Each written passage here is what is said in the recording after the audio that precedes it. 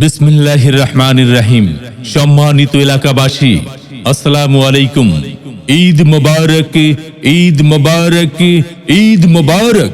আগামীকাল রোজ বৃহস্পতিবার সকাল ৮ ঘটিকায় মাহমুদ কাঠি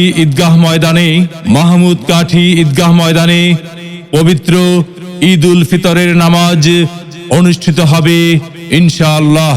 শুভেচ্ছান্তে মাহমুদ কাঠি ঈদগাহ মাঠ ইন্তেজামিয়া কমিটি।